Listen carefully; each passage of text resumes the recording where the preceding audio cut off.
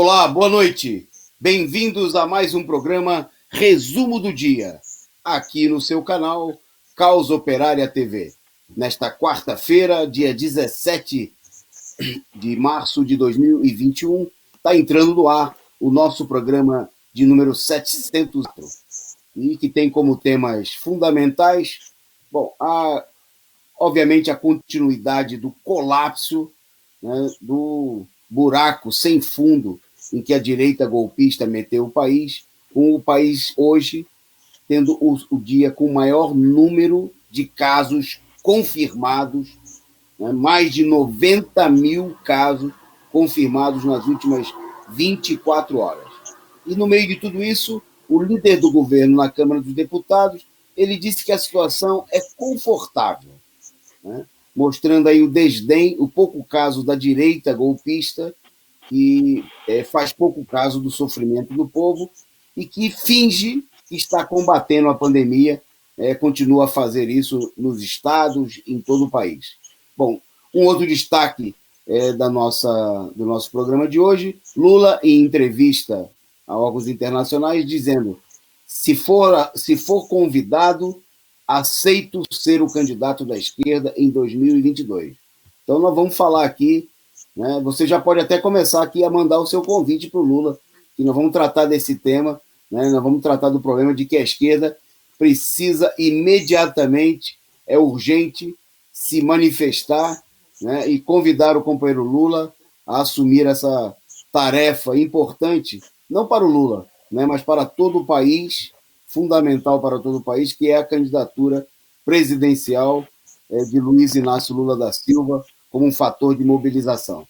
Bom, nós vamos destacar aqui muitos outros acontecimentos, o aumento da censura, a política da direita que quer celebrar, comemorar o dia 31 de março, e a política da esquerda, né, que é fazer do dia 31 de março um dia de denúncia e de mobilização contra a ditadura, não só no passado, mas também no presente.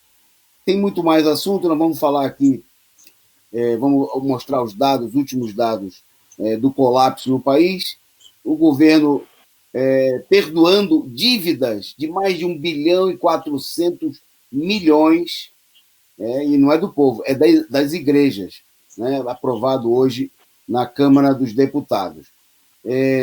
Nós vamos tratar da decisão do Fachin, das consequências da decisão do Fachin, que agora, no dia de hoje, o Tribunal, a Justiça Federal de Curitiba, resolveu encaminhar os processos para a vara, para a Justiça do Distrito Federal, mas decidiu também não liberar os bens bloqueados de Lula. Bom, tem destaques internacionais, e para anunciar e comentar com a gente essas notícias importantes do dia de hoje, está comigo no programa a companheira Aline Cristina, que é professora como eu, apresentou com vocês aqui nas últimas semanas o comando de greve e hoje vai estar conosco aqui no resumo do dia. Boa noite, Aline. Boa noite, Toninho. Boa noite a todos os companheiros que estão assistindo. Beleza. E nós vamos lá, então. Seja bem-vinda aí, companheira Aline. E eu queria agradecer também ao pessoal que já está conosco aqui na nossa transmissão. Muita gente que já estava assistindo agora há pouco o programa Análise Sindical e continua por aqui. E tem gente chegando também para acompanhar aqui o resumo do dia. Pedir a vocês aí que compartilhem o link do nosso canal aí nas redes sociais, no WhatsApp, no Facebook. Espalhem por aí, chamando o pessoal para assistir esse programa, que é o Jornal da Noite da Causa Operária TV, um jornal independente, combativo, como toda a nossa programação, sem rabo preso, né, com as empresas e os grupos capitalistas, totalmente dedicado à defesa dos interesses dos trabalhadores, a lutar contra o regime golpista e em defesa da candidatura presidencial do companheiro Lula nesse momento. Bom, saudar aí o Pedro Gamers, a companheira Natália Araújo, né, Vozes da Zona Leste de São Paulo, boa noite. ela mandando aí o seu boa noite, o Fabiano Proletário, o Victor Coritiano, Lula já, diz ele. A companheira Carla Silva, agradecer aqui também a presença e a participação da Carla, que já chegou aqui mandando, né, a sua contribuição, a sua figurinha simpática, o seu brinde aí para a gente, contribuindo para sustentar essa imprensa revolucionária, independente, que precisa da contribuição de todos vocês. Boa noite ao companheiro Orlando Júnior, ao Jazão Guaraneche, ao vivo, e em nome deles, a todos vocês que já estão por aqui conosco, e aqueles também que vão estar depois assistindo o nosso programa em outro horário, na reapresentação. O companheiro José Zelma, que também está por aqui, que é professor também como a gente. Bom, então vamos lá, vamos para a nossa pauta que está recheada de notícias e a maioria delas não são boas, infelizmente, mas é a realidade e é preciso encarar a realidade de frente, conhecê-la, para que a gente possa lutar para transformá-la. Bom, vamos começar com duas notas econômicas, né? E nas duas a gente sai perdendo. A primeira é o seguinte: o governo resolveu elevar a taxa de juros, né, a taxa Selic, em mais de 35%. Quer dizer, não é qualquer elevação, é uma elevação gigantesca. Depois de 6 anos sem altas, sem que a taxa fosse elevada, né, diante da baixa no consumo, do retrocesso na economia, quando foi se adotando aí uma política de redução, pelo menos nominal, dos juros, já que, na maioria dos casos, essa redução nunca chegou até o consumidor, né? Mas hoje o governo resolveu, mais uma vez, aumentar. Vocês estão vendo aí no gráfico colocado pela nossa produção, né, que desde já há 6 anos, desde 2015, a curva da taxa Selic, ela era uma curva decrescente, né? Começando lá em cima, em mais de 6 pontos percentuais, e chegando aí no final de 2020 em 2 pontos percentuais. Bom, pois bem, acabou o Banco Central, né, na reunião do Copom, voltou a subir os juros a pretexto de controlar a inflação. A taxa vai de 2 para 2,75%. Né? E a previsão, no meio dessa situação toda, é que a taxa continue crescendo e que ela chegue ao final de 2021 em pelo menos em mais de 4,5%. Quer dizer, isso significa que o governo, que o Banco Central, né, o Banco Central agora, vocês lembram que toda a votação aí para a autonomia do Banco Central.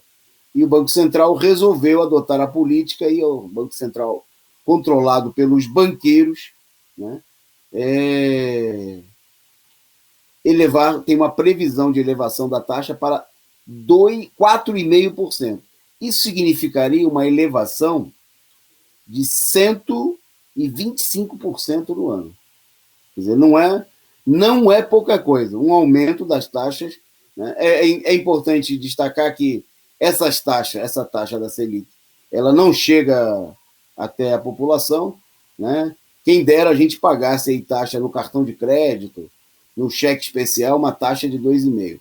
É a taxa utilizada aí nas transações interbancárias, nas negociações com o próprio governo, das quais os banqueiros tiram proveito e eles depois vão lá e esfaqueiam a população, cobrando aí taxas de juros aí que a gente 10, 20, 100 vezes maiores, né? Como a gente, quem fica devendo aí no cheque especial, no cartão de crédito, como acontece hoje o endividamento que atinge a maior parte das famílias brasileiras, né, sofre na carne essa situação. Bom, nós vamos em frente, porque a outra notícia de dinheiro, né, que fala também de recursos, que vai ser dada aí pela Aline, não é diretamente doação de dinheiro para os bancos, porque a primeira notícia é uma doação de dinheiro para os banqueiros.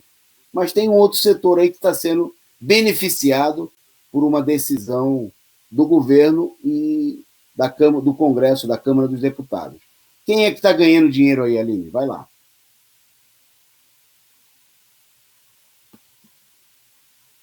Está desligado o microfone. Tem que ligar o microfone. Ainda não. Vai lá. Ligado o microfone. Agora sim, beleza. Então, continuando, quem ganha dinheiro nesse país acaba sendo banqueiro, empresário e aqui mais um setor que é bastante privilegiado pelo governo, né, que é o setor das igrejas.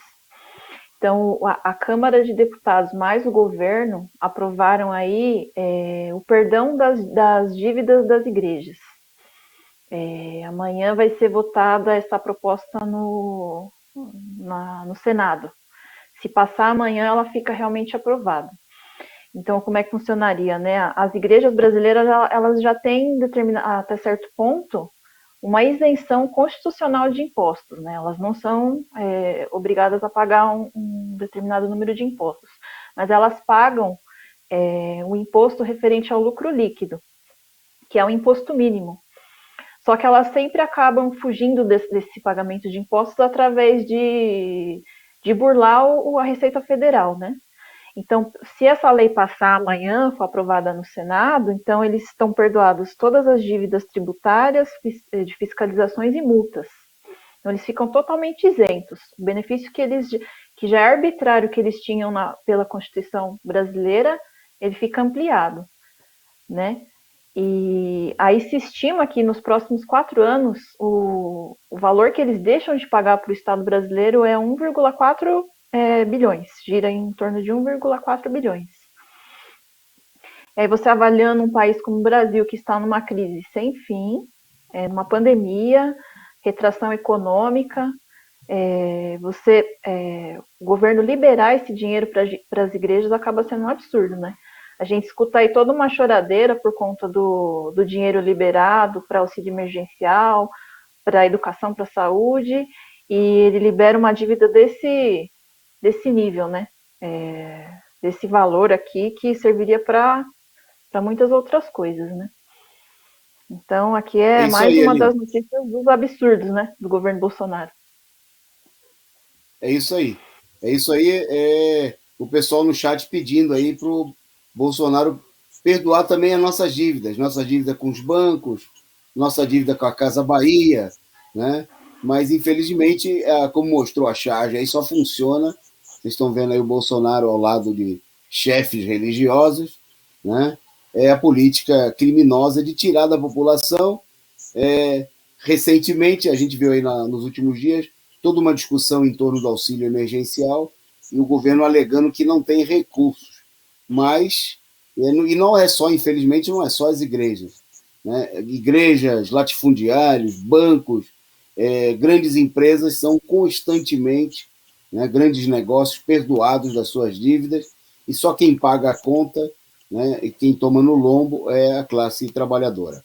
Bom, indo em frente, vamos pegar agora a declaração do dia de hoje do Ricardo Barros, está aí na foto que a produção vai colocar para vocês, o líder do governo na Câmara dos Deputados, né, deputado Ricardo Barros, ele que é do PP, do Partido Popular, lá do Paraná.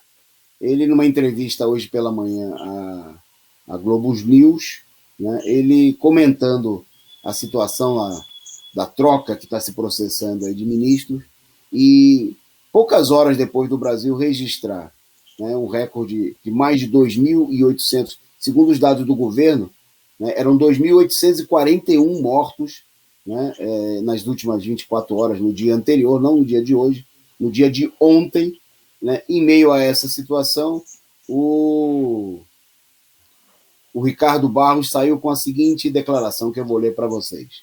Então, nosso sistema de saúde responde. Está melhor no tratamento das pessoas que a maioria dos países de primeiro mundo que estão na nossa frente em número de vacinados.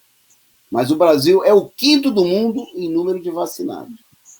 Embora tenha começado tarde, segundo o Ricardo Barros, né, já são 10 milhões e 300 mil vacinados e 11 milhões e 600 mil que pegaram Covid estão imunes. Então, a nossa situação ela não é tão crítica assim. Comparado a outros países, é uma situação até confortável. Olha a cara de pau, né, o caráter criminoso aí da alegação do líder do governo, né, que no meio de uma situação que o país está totalmente fora, a situação é totalmente fora de controle, né? A gente não sabe, tem as imagens, pode colocar essas imagens aí para a gente, produção, porque a gente não sabe, essa imagem, por exemplo, é de uma caixa, eu esqueci o nome agora, frigorífica, né?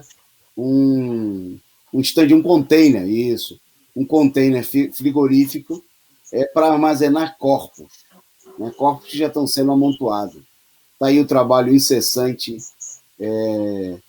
dos, dos coveiros, né? Dos trabalhadores dos cemitérios, né? E deve ser essa situação, as UTIs lotadas, e é essa situação que o criminoso, o genocida, né, do líder do governo, chama de uma situação confortável, né, mostrando aí que não há nenhuma.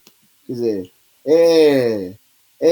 uma diferença dos bolsonaristas, né, para muitos setores da política da direita, é que eles falam diretamente aquilo que os banqueiros, os políticos burgueses pensam. Né? Eles dizem na lata, eles estão homens de pouco disfarce. Né? Então eles vão lá e falam que a situação é confortável, porque é assim que toda a burguesia, todo o setor da direita, que está pouco se lixando, né, para as mortes na população, né, para o fato de que a gente está tendo um recorde atrás de recorde. Ontem foi recorde de número de mortos. Hoje é recorde do número de casos. E o segundo maior número de mortos, como nós vamos ver daqui a pouco. Então, está aí a declaração totalmente descabida, né, de um verdadeiro criminoso, fascista, genocida. Como é que nós vamos chamar uma pessoa, né, que considera que morrer, a média hoje ultrapassou mais de 2.000 mortos, né, que morrer 2.000 pessoas por dia numa pandemia no país, isso é uma coisa normal. Né? É uma crueldade, como diz aqui o companheiro, o José Zelma, que não tem limite, né, que não tem tamanho, né, só mesmo entre gente da estipe de fascistas, nazistas, né, inimigos do povo de toda a categoria, né, para ter essa atitude cínica, né, e criminosa diante de acontecimentos dessa magnitude. Bom, nós estamos falando aqui, né, mas a gente, como nós estamos vendo, esse direito de falar, de apresentar sua opinião, de criticar o governo, ele cada vez está sendo mais violentamente atacado. Né? Eu, antes de passar para a Aline da notícia que nós tínhamos pautado, no começo do programa eu estava dando aqui uma última olhada, antes de começar o programa, uma última olhada na imprensa e uma denúncia que no interior de São Paulo tacaram fogo, né, na sede de um jornal, na casa de um jornalista, né, no interior de São Paulo, e a suspeita é que a medida tenha sido adotada aí por negacionistas. Né? Então, a direita, né, a escória nazista, fascista, colocando as asas de fora e partindo para ações, né, contra os trabalhadores, contra aqueles que se manifestam. E o caminho é a gente não se calar e denunciar. Por isso eu vou passar para a Aline para ela comentar aí mais um caso de censura, né, e de ditadura no país. Vai lá. Então, a gente tem tido o aumento desses casos, né? Aí aqui citar um caso que aconteceu no Tocantins, em Palmas, que é de um sociólogo, que se chama Tiago Costa. Ele fez uma vaquinha online para conseguir recursos para instalar outdoors para se contrapor à política de Bolsonaro, né? E ele arrecadou aí um dinheiro e colocou outdoors com os seguintes dizeres, bem interessantes. Aí mente, hein? Vaza Bolsonaro. Tocantins quer paz. E cabra à toa não vale um pequi roído. Palmas quer impeachment já. Então, assim, são colocações muito comuns, a gente que está esteve acostumado a viver, né, num país democrático até o momento, a gente está acostumado a fazer crítica ao governo, né? Só que nesse momento aqui, o Bolsonaro ele tem procurado fechar o regime, e expressões como essa, consideradas comuns antigamente, agora estão sendo alvo de perseguição, né? Esse caso aconteceu ano passado e foi aberto um inquérito pela Polícia Federal que acabou sendo fechado. Só que esse ano, o ministro do Bolsonaro, André Mendonça, o ministro da Justiça, mandou reabrir esse caso e o sociólogo está sendo convocado para prestar esclarecimento sobre o ocorrido, né? Então, esse é um dos casos, né? Existem vários outros aí de pessoas que foram presas enquanto discursavam. Tem o caso de professores também, por exemplo, do Recife, que fizeram a mesma manifestação com outdoors e estão sendo coagidos em inquéritos policiais. Então, a gente vê aqui o aumento da perseguição e o fechamento da democracia no Brasil, né? De uma forma cada vez mais corriqueira. É isso aí. Aline, só para aproveitar e completar aqui o caso que eu comentava agora há pouco, se deu em Olímpia, né, no interior de São Paulo, um município pequeno com 54 mil habitantes, e um jornalista que publica a sede do jornal Folha da Região, né, publicado lá naquela cidade, na cidade de Olímpia, foi alvo aí de um atentado. Né? Segundo o Arantes, que é o jornalista que foi vítima aí do ataque, né? O que aconteceu o jornalista José Antônio Arantes, né? Que é responsável pela publicação, uma publicação familiar, ele publica o jornal aí junto com a sua família, né?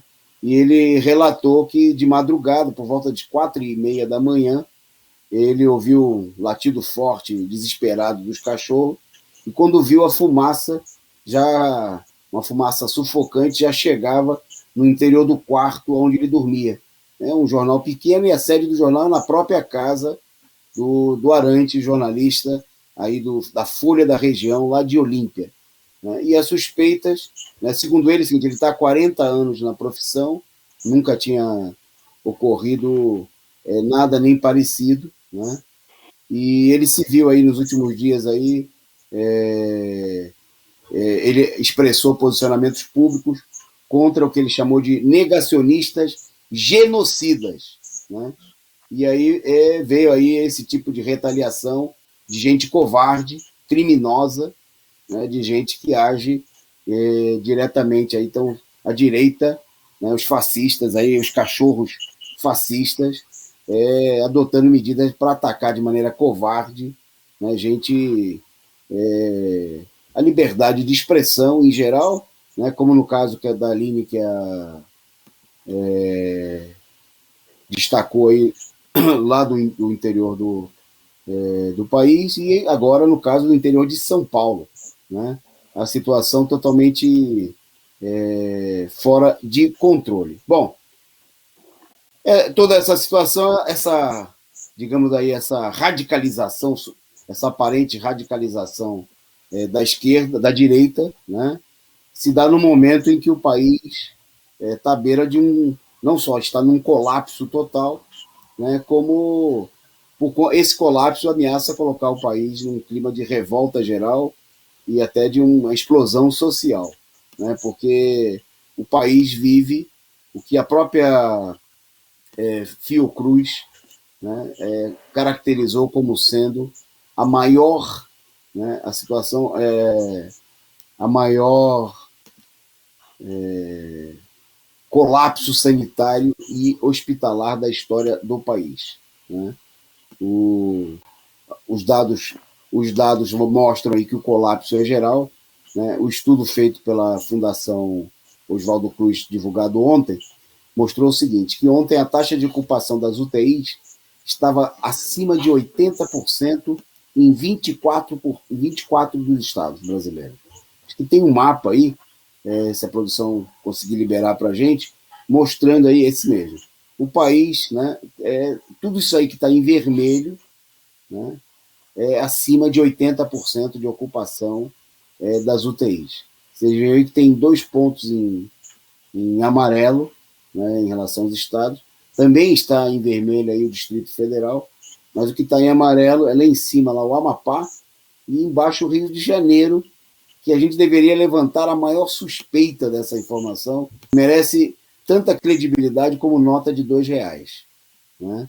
Porque ontem, inclusive, nós denunciamos aqui, mostramos os dados do Rio de Janeiro que apontaram a falsificação, né, que é comum nesse momento em todo o país, mas que mostraram que a comparação entre o número de mortos divulgados pela Covid e a alta de mortos em relação à média anual no Rio de Janeiro, de fevereiro, de março do ano passado até fevereiro desse ano, os últimos 12 meses, tem uma diferença, tem um buraco de 50 mil.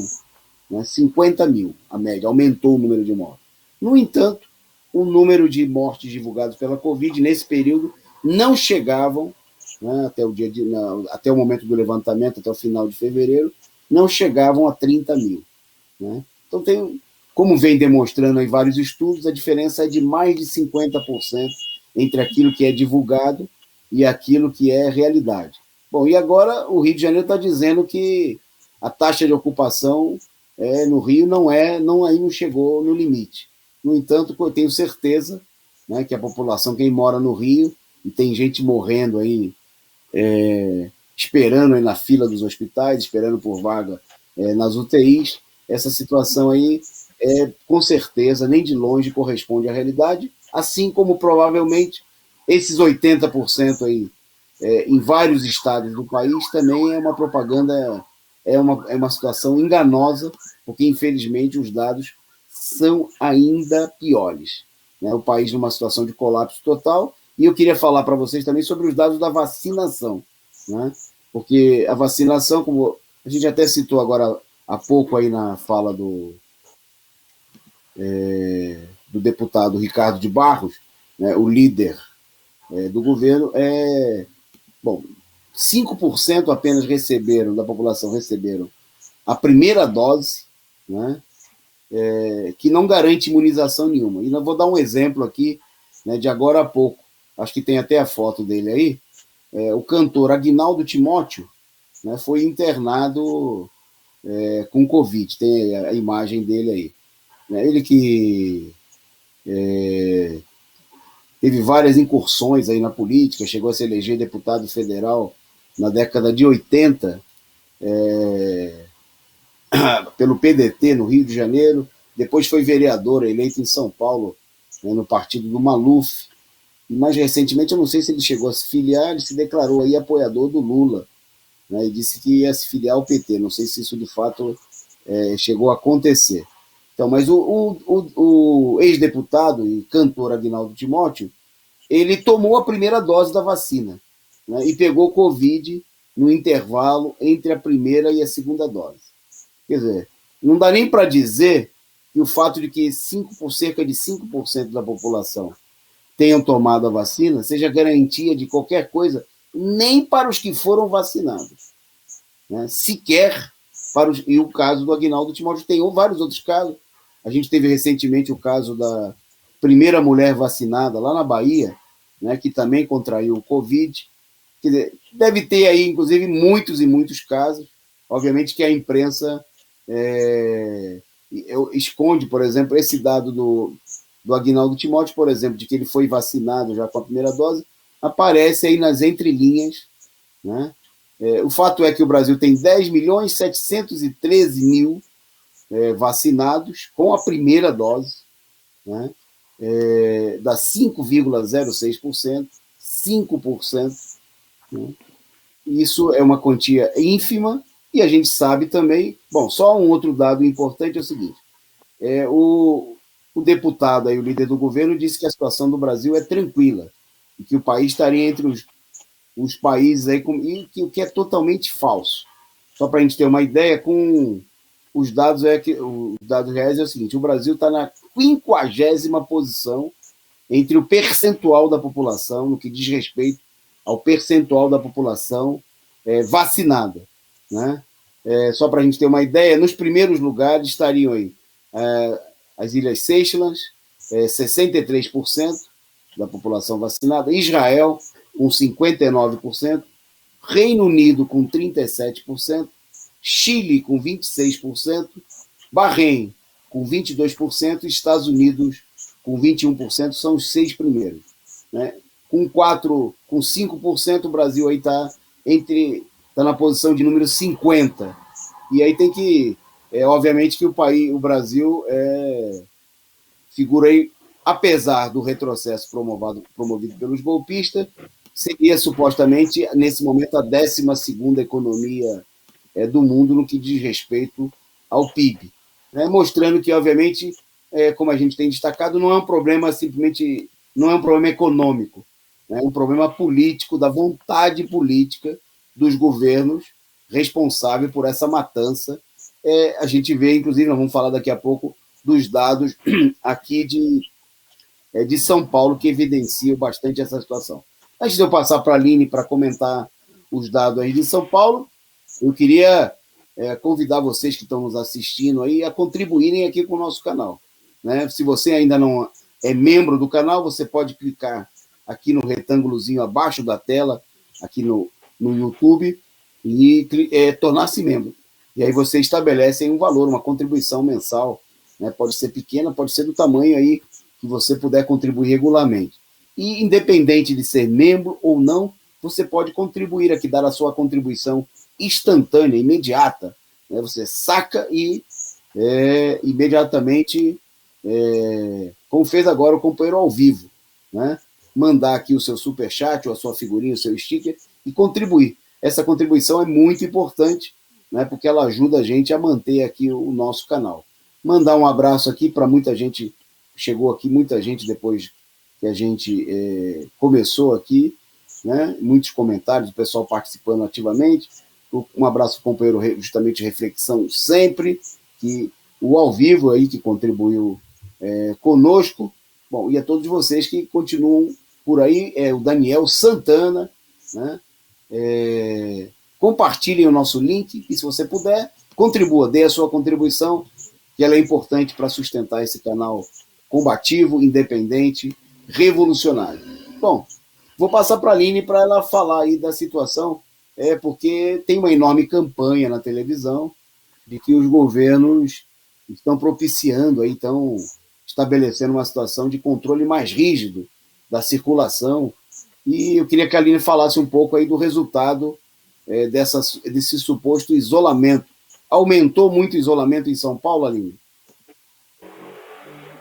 Então, nesse período aqui, depois de bastante pressão e bastante falta de ação do Dória, e os números da contaminação aumentando muito, ele decretou um isolamento social mais rígido, né? Entre aspas, né? E aí procurava-se diminuir a quantidade de pessoas utilizando o transporte, né? E aí o dado que apareceu hoje é de que somente 10%, houve 10% de diminuição circulação de pessoas no transporte público, né? O coordenador do Centro de Contingências, ele afirmou que nos trens foram 58% e no metrô 64%.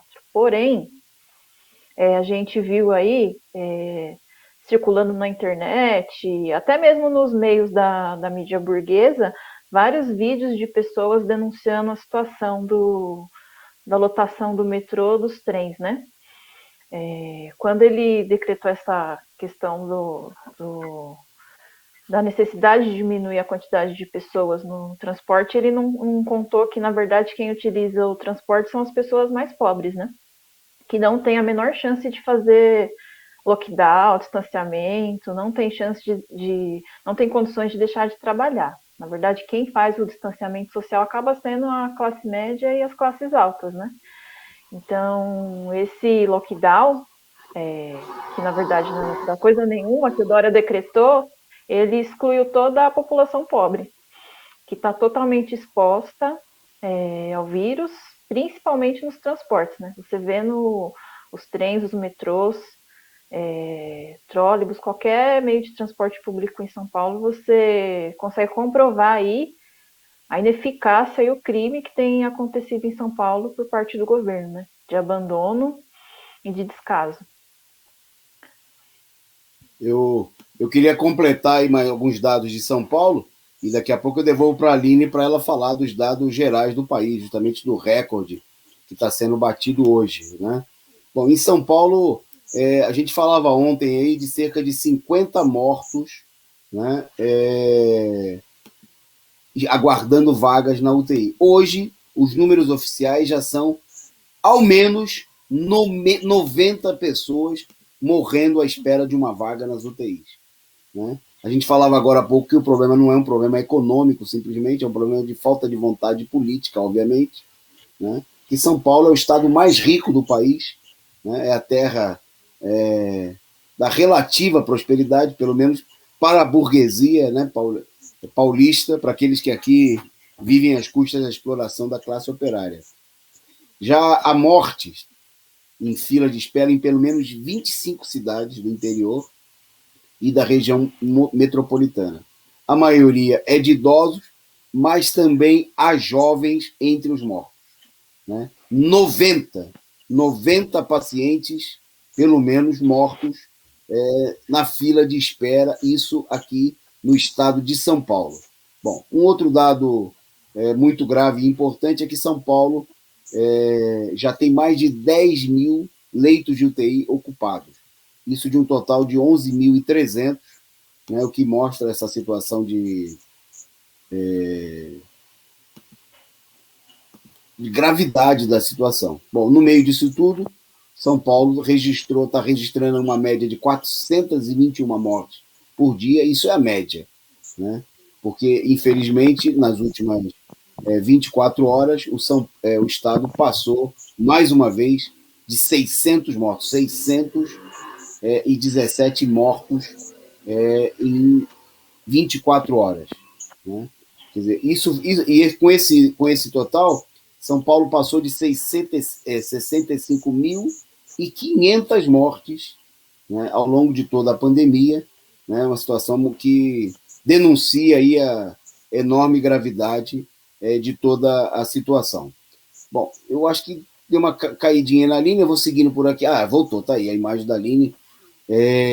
Bom, eu vou passar para a Aline, então, para ela anunciar para a gente os dados hoje sobre a situação nesse dia que foi novo recorde de casos, o segundo dia mais mortal. Bom, deixa para a Aline para ela contar para vocês aí os dados da pandemia no dia de hoje no Brasil. Exatamente, o Toninho colocou aí o caso de São Paulo, que é o caso mais grave, né? Mas quando avaliando a situação do país inteiro, de conjunto, foi o segundo pior dia da contaminação. Nessa quarta foram registrados 90.303 novos casos de infecção, segundo o Ministério da Saúde. A gente avaliando aqui que esse número está bastante subnotificado, né? Porque o que eles puderem esconder, eles escondem. Que a situação está tão grave que tá difícil esconder tudo. A contagem passou atualmente de 11.693.838 casos no total.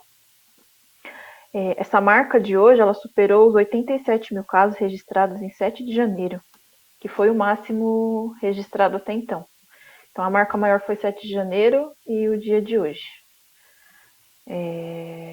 O país inteiro teve 2.648 óbitos nas últimas 24 horas, totalizando 284.775 óbitos.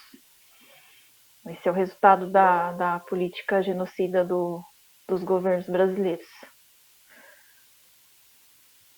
É isso aí.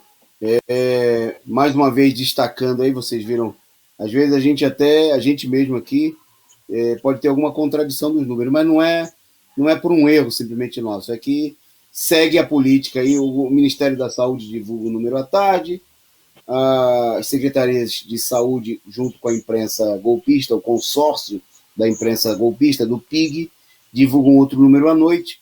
Ontem, o número do governo federal era maior, 2.841 contra 2.700 e quase 2.800 do número divulgado à noite. Hoje, o número da imprensa golpista é um pouco maior do que o governo. É um disfarce.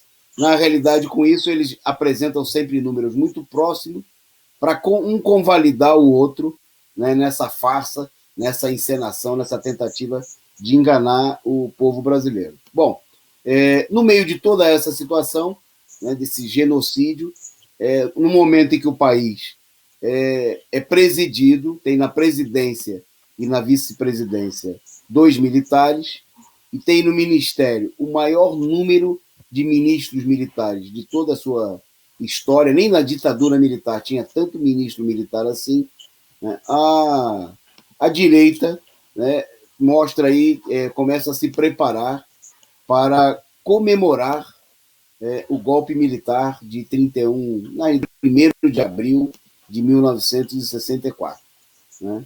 E aí a justiça autorizou, acabou emitindo uma sentença autorizando o Exército a comemorar o golpe militar de 64.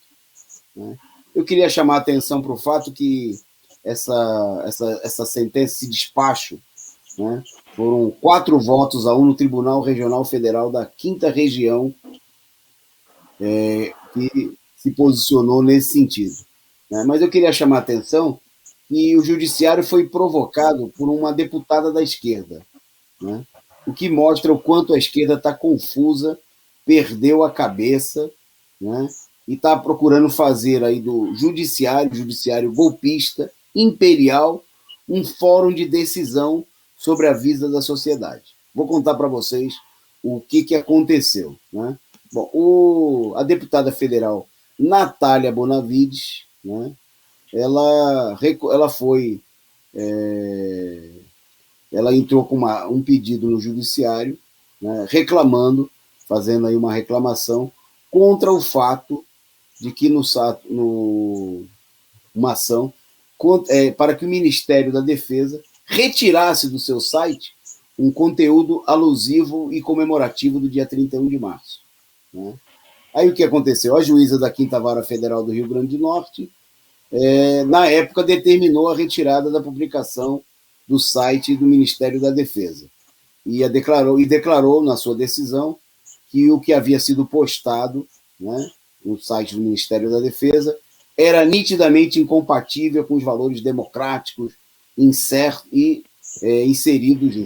na Constituição de 1988. Bom, agora, né, o Ministério da Defesa houve um recurso e a instância superior, o Tribunal Regional Federal lá da 5ª Região, né, decidiu que as Forças Armadas podem comemorar o 31 de março. Né? O despacho, quer dizer, a justiça foi provocada, digamos assim, foi acionada pela esquerda, que ao invés de acionar a justiça, né, deveria acionar o povo, né, e para garantir, e a justiça concedeu aí, através dessa decisão, o direito de que o ministro da Defesa, que as Forças Armadas, que o Exército, comemore o dia 31 de março. Quer dizer, abrindo, inclusive, aí está aí a imagem, né, imagem da ditadura militar, né, a perseguição, a tortura, né, a repressão às manifestações, aos direitos democráticos do povo de maneira aberta nas ruas, né, a morte, a tortura de maneira covarde de homens, mulheres, jovens, né, da ditadura que assassinou, que matou, que deixou o imperialismo dominar o país, entregou tudo, né, que desviou. É isso, né, que a direita quer comemorar no dia 31 de março, e por isso eu queria até destacar aqui em primeira mão uma notícia importante que nos próximos dias nós vamos anunciar na forma de uma campanha. Nós do Partido da Causa Operária, vamos dirigir um chamado, né, à esquerda, aos companheiros do PT, de toda a esquerda no país, para que a gente, no dia 31 de março, né, a gente saia às ruas, para protestar contra a ditadura, né, contra, né, a tentativa da direita de comemorar, de festejar. Né, é preciso realizar um contra-ato da parte da esquerda, das organizações populares, né, a esse ultraje da memória daqueles que lutaram contra a ditadura e de todo o povo brasileiro que sofreu nas mãos da ditadura militar a política de morte, de destruição, de retrocesso imposto ao país naquele momento e que hoje, né, se estabelece mais uma vez, tendo à frente aí os militares comandados aí pelo capitão Bolsonaro, né, e por todo um governo que hoje está dominado. Tem mais de 13 mil militares em postos de chefia no governo federal. Então é preciso, já aqui nós vamos nos próximos dias vamos falar bastante disso com certeza, é preciso chamar um ato, uma mobilização, né? Nós do PCO, junto com companheiros do PT, anarquistas e outros setores, fizemos isso já em 2014, né? Alertando para o perigo que a propaganda da direita golpista a favor do golpe, né, representava como uma tentativa desses setores de defender a volta dos militares do poder. Muita gente naquele momento, inclusive da esquerda, disse que era um exagero nosso, né, que não havia a menor possibilidade, né, de um golpe militar no Brasil. Bom, a história aí, o resto você já conhece, né, a gente já sabe o que aconteceu, né, e o enorme retrocesso que nós tivemos com o golpe totalmente não só apoiado, né, mas que teve a participação explícita, né, declarada aí dos militares em todas as suas fases, desde a derrubada da presidenta Dilma, na prisão do ex-presidente Lula, e agora nós estamos vendo aí na condução do país para o abismo, para o colapso que nós encontramos, né, inclusive até o Ministério da Saúde, até hoje, né, porque a troca ainda não foi oficializada, está comandada aí por um general da ativa, né, por um militar, e o resultado dessa política nós estamos vendo recorde de desemprego, de fome, de miséria e mais de 400 mil mortos, já são 285 mil mortos oficiais, né, fora a enorme porcentagem de mortes que estão sendo ocultadas pelo governo militar e pelo regime golpista que nós temos hoje vigorando no país. Por isso, o dia 31 de março nós temos que transformar num dia de protesto no país, né, contra a ditadura de 64 e contra a ditadura nos dias de hoje. Bom, e por falar nisso, a Aline vai apresentar agora para a gente dados, né, que a imprensa capitalista divulgou hoje sobre uma pesquisa em relação à aprovação do governo Bolsonaro. É bom, queria já destacar, para passar a palavra para a Aline, né, que a gente vê essas pesquisas com muita reserva. A gente sabe que as pesquisas elas não são verdadeiras medição, né, da realidade, da opinião da população, mas são instrumentos de campanha. E quase sempre aquilo que a burguesia apresenta como resultado das pesquisas tem muito a ver com a realidade que a burguesia quer apresentar, né, com a campanha que a burguesia quer aparecer. Então, vou passar para você, para a Aline, contar para vocês aí o que relata essas pesquisas divulgadas hoje pela Datafolha. Saiu então mais uma pesquisa do Datafolha, né, sobre a aprovação do governo Bolsonaro. E avaliando aí que as pesquisas do Datafolha são bem parciais, ela mesmo assim ela apresenta um desgaste da popularidade do governo, né? Ela aponta que 54% da população desaprova o governo Bolsonaro e 56% avalia que ele não tem condições de liderar o país na pandemia. Então, o Datafolha coloca também que 50 pessoas são contra o impeachment de Bolsonaro, 50%, e 46% são a favor do impeachment de Bolsonaro, né? Então, aí, como o Toninho colocou, a posição dos veículos da mídia burguesa são realmente de fazer uma crítica, mas puramente de desgaste eleitoral para o Bolsonaro, né? Eles não têm intenção nenhuma de fazer uma crítica para derrubar o governo. Eles querem manter esse governo para não criar uma crise ainda maior no país, né? Então, eles mantêm uma crítica bem controlada, né? Mas como eu já tinha falado anteriormente, tem coisas que não tem como deixar de dizer, né? A gente que faz trabalho nos bairros, trabalho de base, a gente discute com a comunidade, a gente sabe o valor da desaprovação da população do governo Bolsonaro, né? Que as pessoas querem ver ele fora do comando do país mesmo. Então acaba sendo uma opinião generalizada, mas que a mídia coloca a notícia que é interessante para ela, né? Se ela tem interesse em desgastar, ela coloca uma queda na popularidade, mas ela não vai muito além disso. Tá aí. Vocês viram aí o gráfico? Coloca para a gente de novo, produção, esse gráfico aí, mostrando aí o desempenho, a suposta, né, o que foi apresentado pela Folha como sendo avaliação do governo Bolsonaro. Veja bem, o gráfico apresenta que 54% acham o desempenho do Bolsonaro ruim ou péssimo, né? 24% precisaria ver onde estão esses 24% que acham regular, né? E 22% consideram ótimo.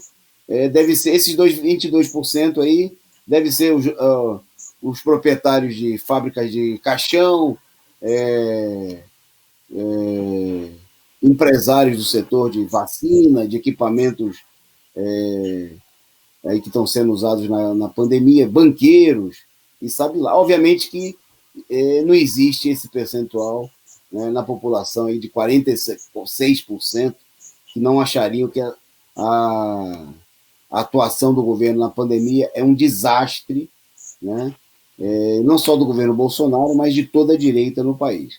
Mas um dado importante, como a companheira Aline destacou, né, é o fato de que as pesquisas ela procuram induzir a ideia seguinte, de que há um descontentamento com o governo, que não é tanto assim, né? Tem muita gente, segundo, né, se a gente acreditasse nessa pesquisa, que está satisfeito com o governo, e, ao mesmo tempo, a pesquisa procura apontar que a maioria não quer, né, não há uma maioria folgada a favor do impeachment de Bolsonaro. Né? Como a Aline bem destacou, é parte de uma campanha, né, porque como a burguesia não está interessada nessa política, né, não tem interesse em pressionar os deputados, e a gente sabe como não é isso. Por exemplo, a gente viu aí durante a campanha para derrubar a presidenta Dilma, as pesquisas mostravam que até a mãe da Dilma era contra a Dilma, segundo as pesquisas. Né? Era quase mais de 100%, as pesquisas apontavam contra o governo. Era todo dia, tinha pesquisa de manhã, de tarde, de noite, né, na tentativa de mostrar que aquilo que a direita estava fazendo era a vontade do povo. Era o povo que queria acabar com o governo. Né? E agora a gente vê que, na medida em que há uma política de sustentar Bolsonaro, pelo menos até 2022, né?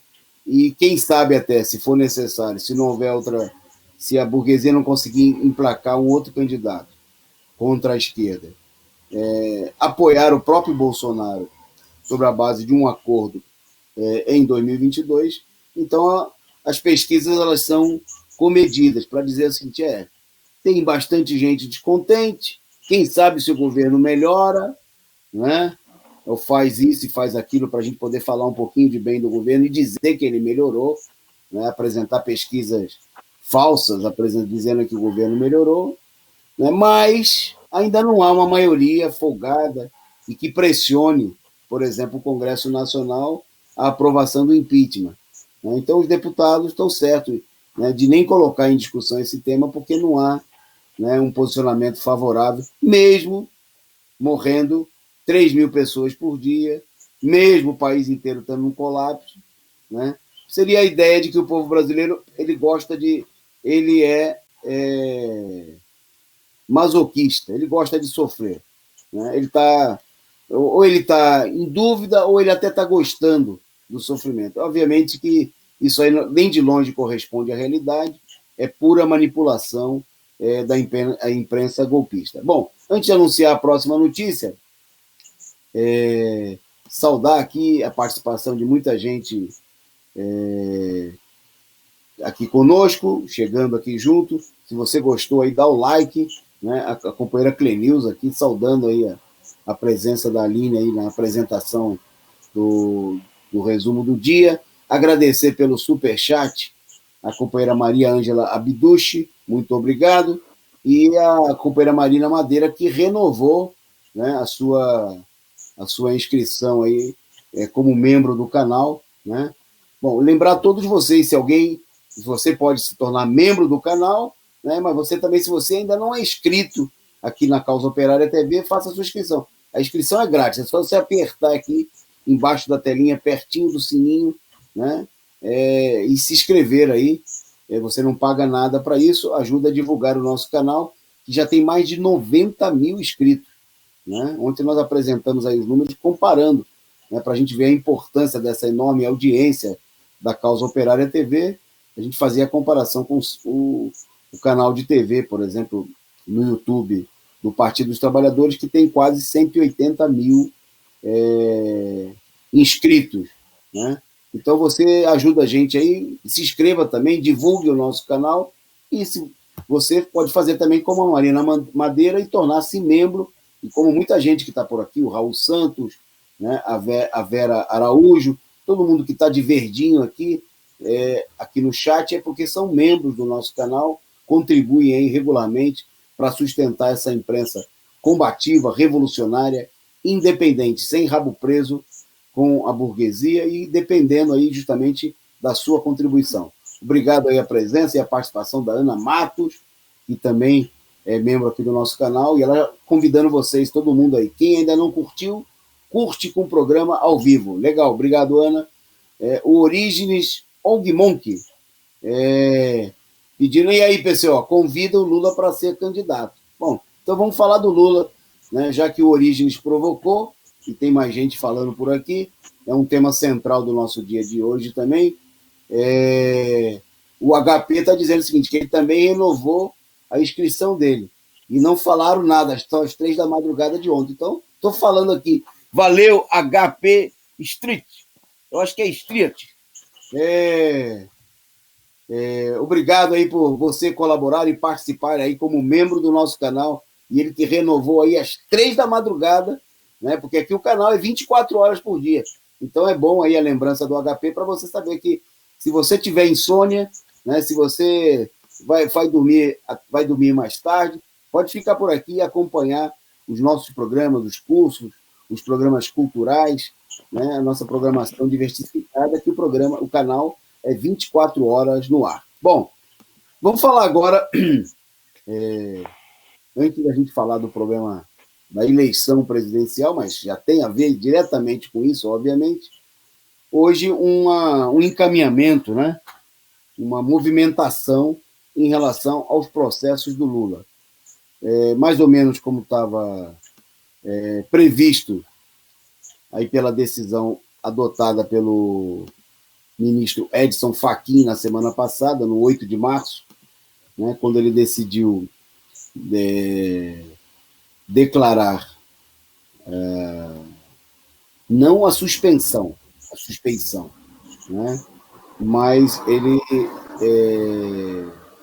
anulação das condenações do ex-presidente Lula, né, declarou que a vara de Curitiba não era competente para fazer o julgamento e, portanto, as condenações, e ele decidiu monocraticamente, por uma decisão individual, né, a favor de um habeas corpus que já tinha sido interpretado pela defesa do Lula há muito tempo, né, que a defesa do Lula, desde 2015, a defesa do Lula vinha questionando a competência, quer dizer, que a Justiça de Curitiba não era competente, né, não tinha nada a ver, né, para julgar aí os casos, os processos, as acusações contra o presidente Lula, porque essas acusações não tinham nada a ver com aquilo que era apurado lá, supostamente apurado, né, lá em Curitiba, no que dizia respeito à Operação Lava Jato, no caso da Petrobras. Bom, aí, no momento de enorme desmoralização da Lava Jato, mais suja do que pau de galinheiro, como diz aí o ditado popular, né, o Fachin, numa atitude claramente para salvar a Operação Lava Jato, né, tentar preservar, uma manobra, decidiu anular as condenações e declarar que, antes disso, declarar incompetente a Vara Federal de Curitiba, anular as condenações e transferir os processos, né, do Paraná para a Justiça Federal do Distrito Federal. Né? Bom, aí se seguiram outras manobras, como a gente viu ao longo da semana passada, como era o caso, como foi a tentativa, que acabou vigendo, de fazer com que a suspeição do Moro, né, a declaração de que o Moro era suspeito, né, agiu como pessoa interessada, imparcial no julgamento do Lula, que o julgamento fosse suspenso. Né? Aparentemente não funcionou o pedido do Fachin, que fez uma questão de ordem para que o caso não fosse, o julgamento não seguisse adiante, mas, né, depois de horas de teatro e discussão, veio o ministro Cássio Nunes, né, indicado pelo Bolsonaro, pediu vista do processo e o julgamento foi suspenso, adiado sine die, sem data, sem prazo. Né? Ele pode ficar sentado em cima do processo, aí como ficou o Gilmar Mendes, por 2 anos, por prazo indeterminado. Bom, aí hoje, o que aconteceu? Está vigendo, está valendo aí a decisão do Fachin, né? E o juiz lá justamente da 13ª Vara Federal de Curitiba, o Luiz Antônio Bonatti, né, que é o juiz agora que sucede o Moro lá no comando da 13ª Vara Federal da República do Paraná, né, ele decidiu enviar o processo do ex-presidente à Justiça Federal. No entanto, veja bem, o Lula não está mais condenado, não tem condenação contra o Lula. No entanto, o juiz manteve o bloqueio dos bens do ex-presidente. Né? E qual é o pretexto que ele alegou? Ele disse que os processos deveriam ser remitidos, que apenas os processos deveriam ser remitidos e não medidas cautelares adotadas ao longo das ações, como é o caso do bloqueio. Ou seja, na realidade, no fundo, né, a medida do Fachin, da maneira como está, não anulou todas as sentenças, porque o bloqueio dos bens é uma condenação do ex-presidente. Né? É a cassação de um dos seus direitos. E se estão nulas as condenações, né? Se não são válidas as condenações, se o juízo da 13ª Vara Federal de Curitiba não tinha competência para julgar o ex-presidente Lula, como pode valer a determinação de que seus bens sejam bloqueados? Obviamente, mais uma atitude ilegal, e fica evidente que a decisão do Fachin não foi para beneficiar o ex-presidente Lula, né, mas foi para impedir, né, que a criminosa, né, a armação, todo esse complô dessa quadrilha envolvendo o Judiciário e o Ministério Público lá de Curitiba, mas não só de Curitiba, como os vazamentos mostraram, também com o envolvimento de ministros do STF, né, segue vigendo, né, segue valendo, inclusive com sanção ainda, com condenação, né, porque o bloqueio é uma forma de condenação do ex-presidente, é um roubo, né, se apoderar ilegalmente, sem sentença, né, sem decisão transitada e julgada, dos bens do ex-presidente, das suas contas bancárias, etc, etc, etc.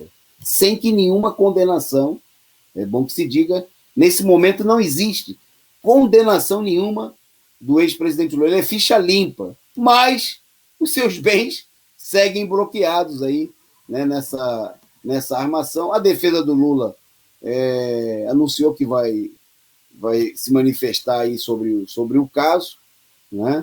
Está analisando a situação, mas é evidente, né, evidente aí o golpe, né, adotado. Bom, e para a gente completar esse tema do Lula, né, aí um outro aspecto importante, depois se a Aline quiser falar, pode falar um pouquinho sobre isso, né?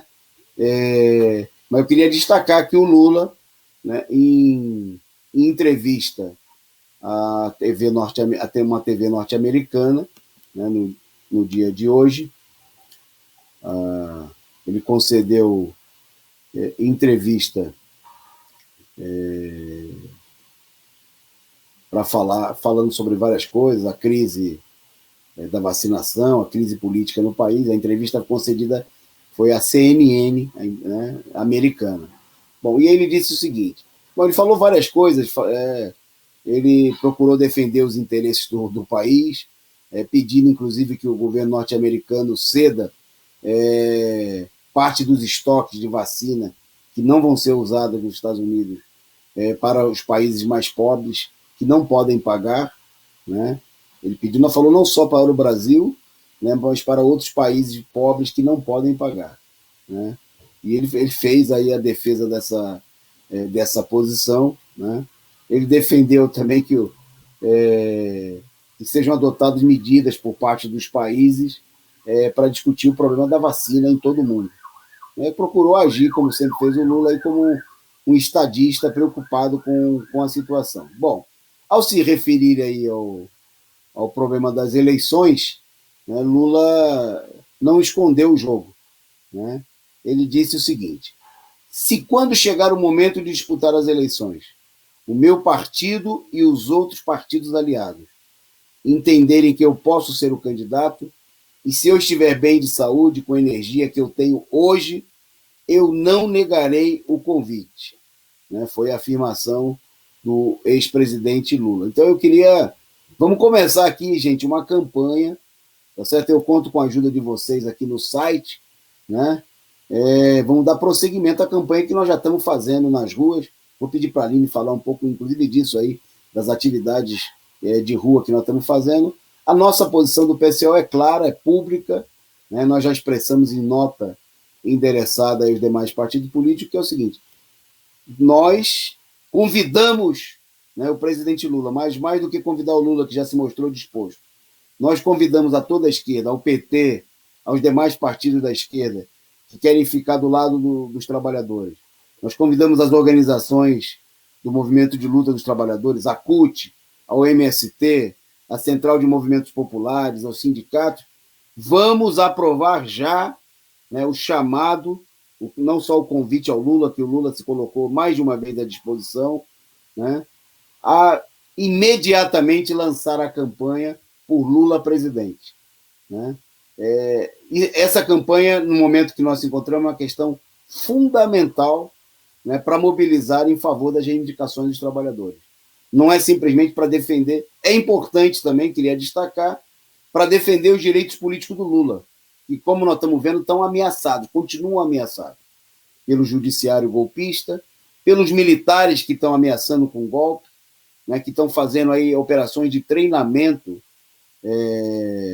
nas ruas, inclusive aí do Rio de Janeiro, em Resende, na região, treinando, né, para dar o golpe, estão anunciando comemorar o 31 de março, estão ameaçados por declarações aí, como a do Fernando Henrique Cardoso, do Mourão, que nem se mostraram muito preocupados com a candidatura do Lula, porque eles estão aí muito convictos de que a candidatura do Lula vai ser impedida. Então, a hora de lançar a candidatura do Lula é já.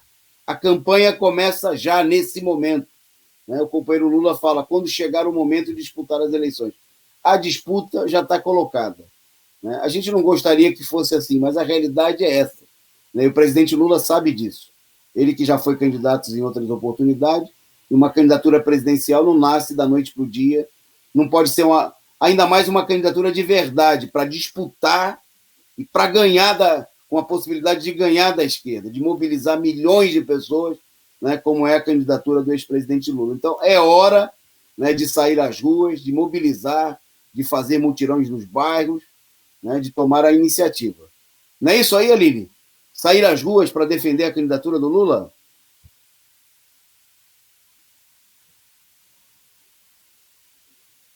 Tá desligado? Liga aí.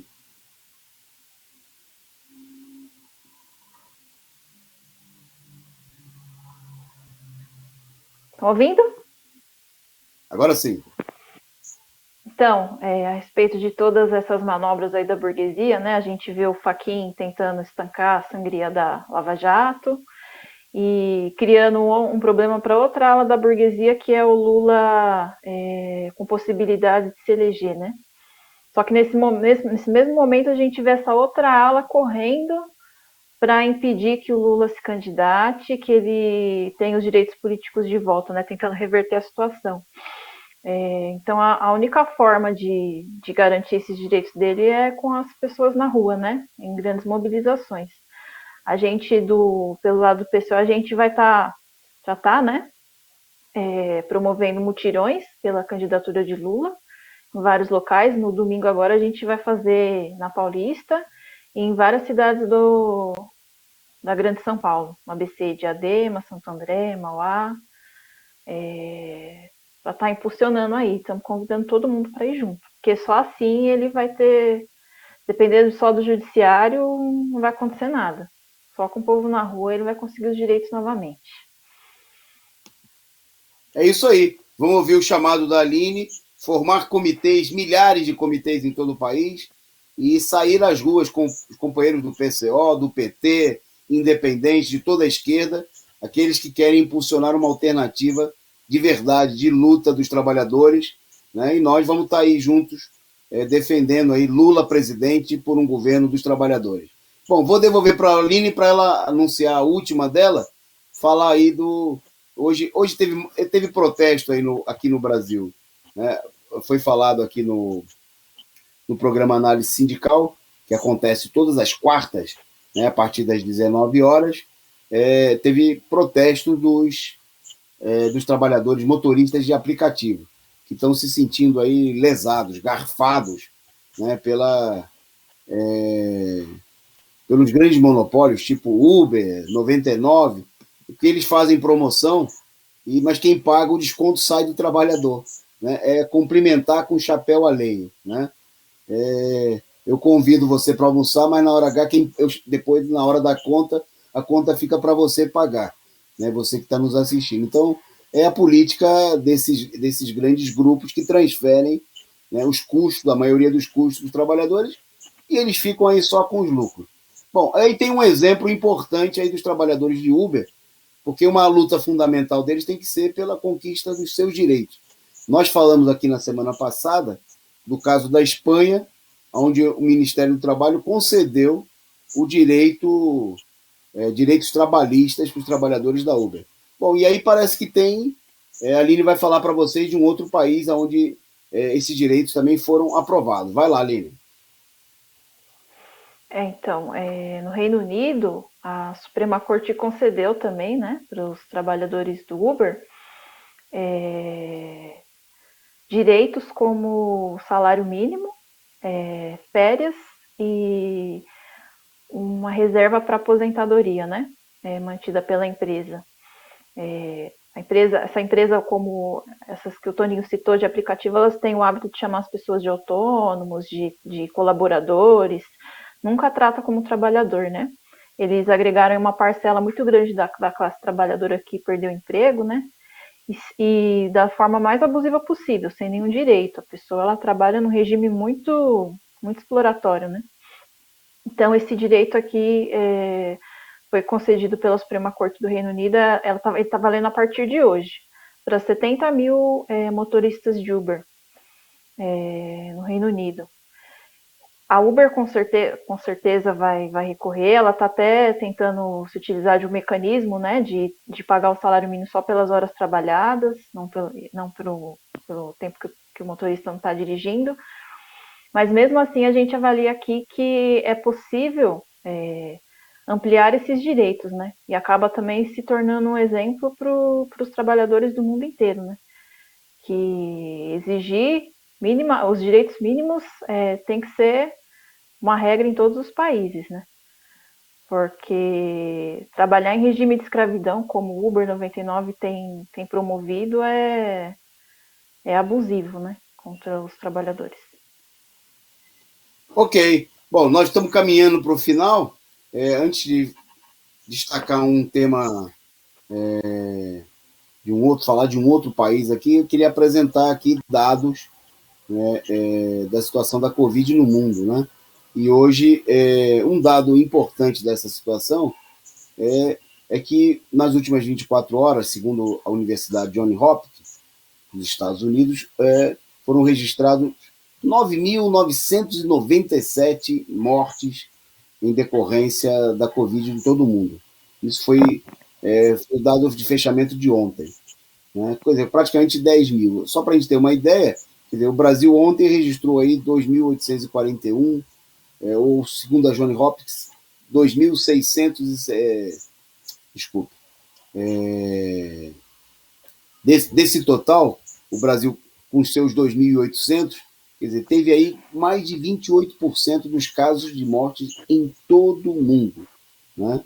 No mundo todo, nesse momento, já são 2.673 mortos, né? Quer dizer, o mundo a caminho aí dos 3 milhões de mortos, né?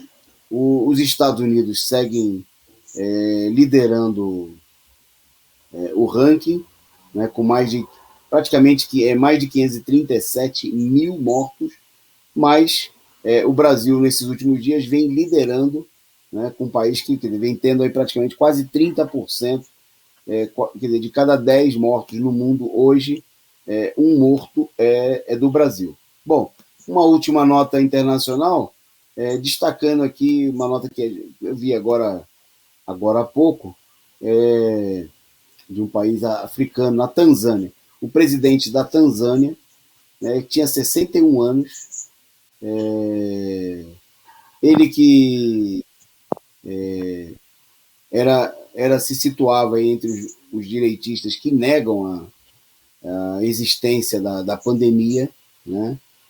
E, inclusive, o governo se recusou a divulgar que ele estava com Covid, mas as fontes declaram que foi o problema, é que ele alegaram que a causa morte teria sido um ataque, problemas cardíacos, mas, né, acabou vazando que ele morreu de Covid, né?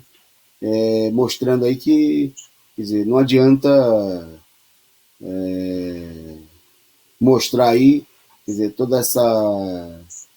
Ele tinha 18 dias que ele havia desaparecido da cena da vida pública, né, na tentativa de encobrir o fato aí de que ele tinha se contagiado de Covid, né?